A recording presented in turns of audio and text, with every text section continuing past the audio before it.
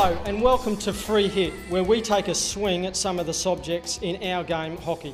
Joining me on the panel tonight, Debbie Walk and Chris Smith, and we're going to be talking about the number of teams in our competition.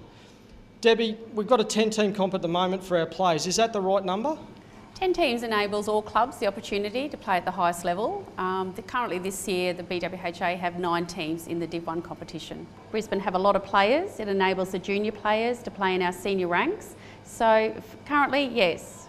So Chris, junior players is obviously something that we're looking for, is the maximum amount of players in our leagues? Yeah, definitely, Tom. I think Deb hits on it there in terms of we're looking for the most participation numbers, and having a 10-team competition allows many opportunities for our young junior players to not only play in the highest standard of competition, but also to play with some of those veterans and legends of the club and learn and experience from some of the hard nuts in those clubs. Not only with those participation benefits, but you've got those opportunities for clubs with long histories and traditions to maintain their place in the league, and I think it's really important in Brisbane that we have a competition that has a strong history behind it as well.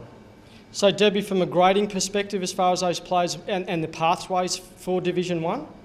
It's very difficult to make those calls when you are grading, because each year you don't know what clubs are going to present in players and their depth. It does change, but hopefully having a Division 1 competition enables their juniors to stay with that club and progress through the ranks to try to achieve being a Division 1 player. So if there wasn't 10 teams in the A-grade women's competition, where would that lead us to?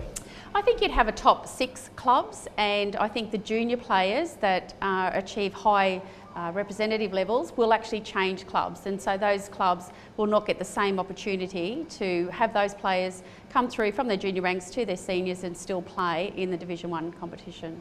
But Chris, the objective is that we want to see the best hockey out there. So reducing those number of teams from 10 is going to get us a higher standard of hockey. It's going to affect our participation rates. So if that's the case, we need to make a decision between the high performance of hockey that people might want to see each weekend or that participation level.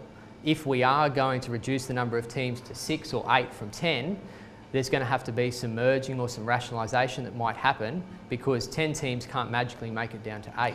So how do you make those calls?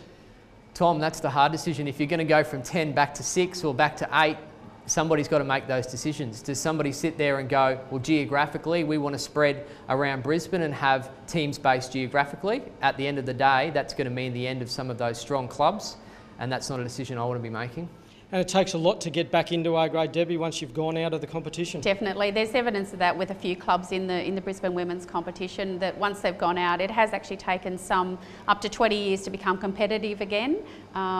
Clubs want to build an atmosphere that players want to be a part of and create opportunities, but yeah, once they've dropped out, it is very difficult to get back. Well, there it is. There's our first discussion point on the Free Hit. You've heard some of the pros and cons. I'm with Chris. I don't want to be the people making those relegation decisions, but we want to see the best hockey. But who wants to stop our juniors from participating in the sport that we all love? I'm Tom Wetton. This is a Free Hit. Stay tuned.